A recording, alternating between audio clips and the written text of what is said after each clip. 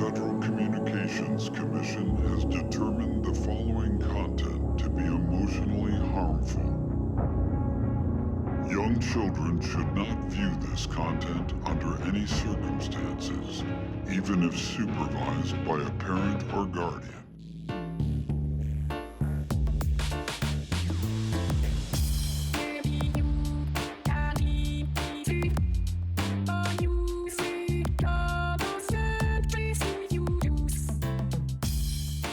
I am Jack B. Flippin, and we are here with Mog Spawn to talk about the long-awaited Cyberpunk game, Cyberpunk2077. So I remember you talking about this way back when we first met each other. And so how long have you been waiting for this game? I've been waiting for this game all my life. Like, I don't know how to explain it. When I was a kid, I would play this tabletop called Shadowrun. And not a lot of people know what Shadowrun is. Oh, I know Shadowrun. Yeah, they have a really cool little ARG game on Steam, but Shadowrun always felt a little empty to me. It felt a little like half D&D meets future punk. Cyberpunk was another tabletop that was created way back in the day. It was supposed to encompass all of these noir punk, noir cyber ideas of the future of dystopic society. And in around 2012, I actually saw a footage most people have seen. It's a girl that has these blades coming out of her arms, and that footage was like sold the whole image to me. A robot. I don't know if she's trying to run. I don't know what her story is. I just know that she is augmented. She could be a real person. She could be an android. I don't know. And the intrigue in that one picture drew me back to all of the wonderful things that the memories of Shadowrun, as it were. But, you know, large, expansive cities, people digitizing themselves into a cybernetic future, gangs roving an entire mega city, or like the movie Judge Dredd. The Matrix kind of things as well probably pushed that hard too. Well, that's sort of the deal. This was like pre-Matrix, like as far as the tabletop, because they wanted to see what it was like. Imagine the world right before the Matrix occurred. This would be like that society. And that society was awful. People were slowly losing themselves and losing their personas to all of this digital augmentation. They want to change their face, change their arms, change everything about themselves, and be able to like put themselves into different bodies. Love, Death, Robots did a thing like this where a woman was able to input her mind into this giant beast. I think it was like the first episode of the Love, Sex, Robots, Love, Death, Robots. That giant like creature was her. It was her consciousness inside of this, and that's what Cyberpunk's really talking about here. It's about what is consciousness, what is whom you are in this large city. And the game does have a narrative, though. It's not just an open book. You play this character named V, and you go through as sort of like a detective. I don't know too much about the storyline because I've kept everything very quiet to myself, just because I wanted to be ready to embrace the game with open eyes and not try to create expectations that weren't going to be facilitated.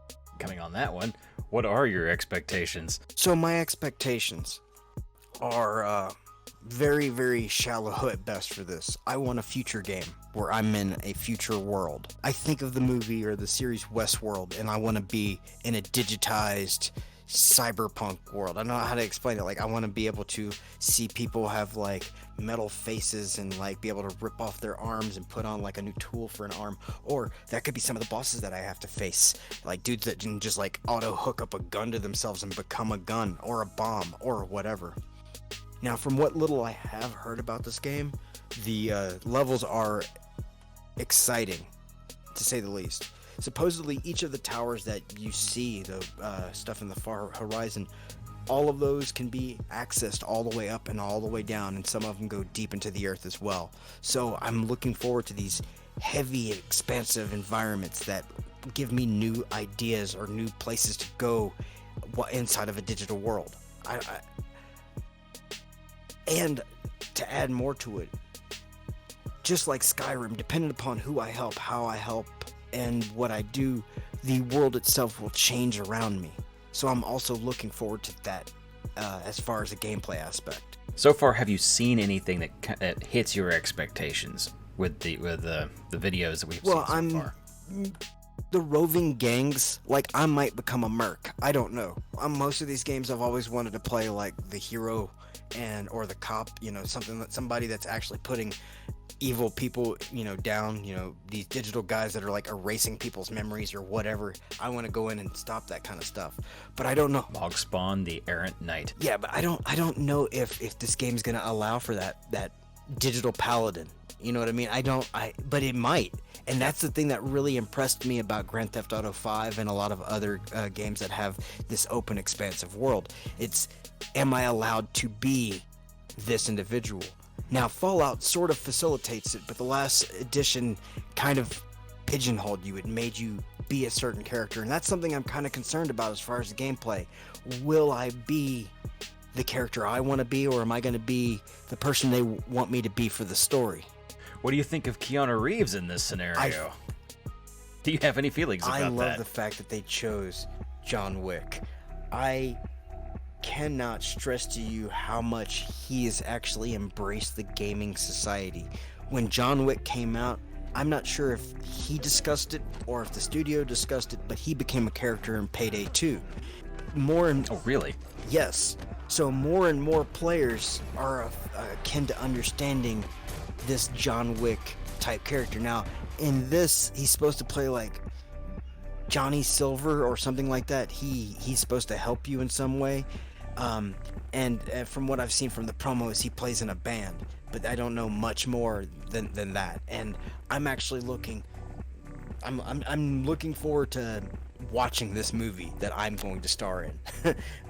And Keanu Reeves happens to be a part of it. It's going to be amazing. Now, some of this feels a lot like Grand Theft Auto 5, and I wanted you to kind of talk about that because you, of all people, are probably the one person I know who has probably the best connection with Grand Theft Auto 5 than anyone else I know. And what would happen if this becomes like an open world multiplayer game? What would Grand Theft Auto be to you? Well, let me place a large caveat on that. They've stated they're looking into multiplayer, but they're first going to identify the primary game. Any kind of problems, they're day one going to fix. This is a Christmas title. This is going to be the make it title of the season.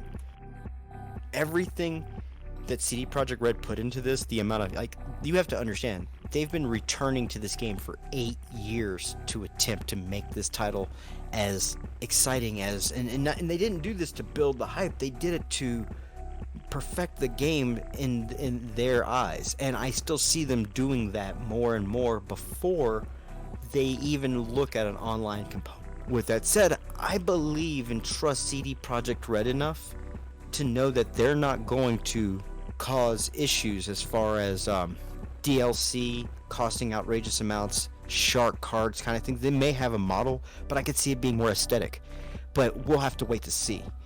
Another thing that some players may find distasteful is the fact that this game plays more like a BioShock or more like a Fallout, where your bullets do damage. They don't necessarily one-shot kill people.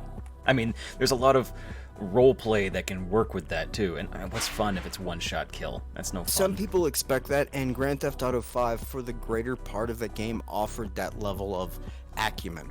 If you could get a headshot on your target, you pretty much killed him. That's true. In this game, it's going to be more like Borderlands, where a boss will have a health bar, and that may take away from some people's cyberpunk future, but to me, I like, and I know this sounds bad because it sounds like an apologist statement, but if we can attach arms and all this kind of stuff, nanobots can repair our cells.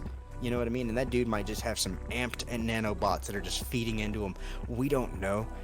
And I'm not trying to give the game an excuse for its mechanics. Rather, there is, like, even if the game didn't have an excuse, there's still sort of an answer to why it takes more than one bullet to take a dude out. this is their rendition of what they think cyberpunk's going to be. It's a lot like all the other type of punk aesthetics out there, is that there's not one movie, there's not one book that really fits it and say, nope, that's it right there, that's it, everything is based on that Bible. This is your version of cyberpunk, your version of steampunk, your version, and you can't be wrong. You can glue gears on it and whatever, but I'm loving this because this feels like a more traditional, I don't know, watching these videos over and over and over, it really brings back like Alien movies, Predator movies, like that kind of clunky, weird technology, and yet it's not. It's like streamlined. Well, one of the things I do know is in the storyline, you get to choose where you come from, like your background, and I've decided that I'm going to choose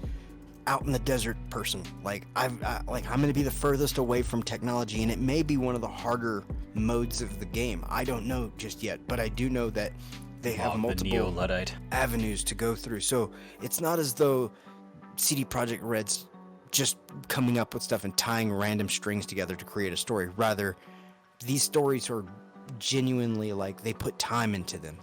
They want to make the player feel like they're in this world that they crafted. Alrighty. That's Mog Spawn's take on Cyberpunk 2077. I look forward to editing your videos, sir. Awesome. Well, I appreciate it, and I hope you guys enjoy it.